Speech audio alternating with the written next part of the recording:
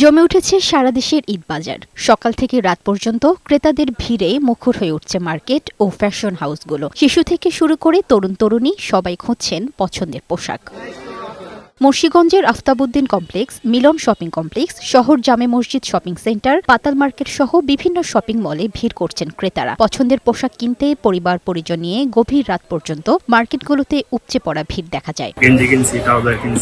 বাচ্চারা খুশি থাকুক, আমরাও খুশি। ভালো লাগছে, খুবই আনন্দ লাগছে। ঈদ উল ফিতরকে সামনে রেখে জমে উঠেছে যশোরের ঈদ বাজার। বিভিন্ন মার্কেট ও শপিং মলে চলছে শেষ মুহূর্তের কেনাকাটার ধুম। তবে এবছর পোশাকের দাম কিছুটা বেশি বলে অভিযোগ করছেন ক্রেতারা। জিনিসপত্রের দাম তুলনামূলক একটু বেশি, আর একটু কম হলে ভালো হতো। চুয়াডাঙ্গা শহরের বড় বাজার, পুরাতন গলি, নিউ মার্কেট, আব্দুল্লাহ সিটি সহ বিভিন্ন শপিং মলে এখন ঈদের আমেজ। সাধ্যের মধ্যে ঈদ কেনাকাটা করতে শপিং মলগুলোতে ভিড় করছেন বিভিন্ন বয়সী মানুষ। তবে বাজারে পণ্যের দাম কিছুটা বেশি বলে অভিযোগ রয়েছে ক্রেতাদের। কোয়ালিটি অনুযায়ী তো দাম থাকবেই, ভালো মানের জিনিসের ভালো দাম।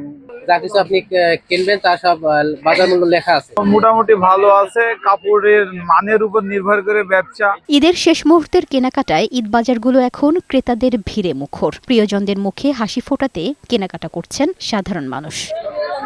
লামিয়া আক্তার, বৈশাখী সংবাদ।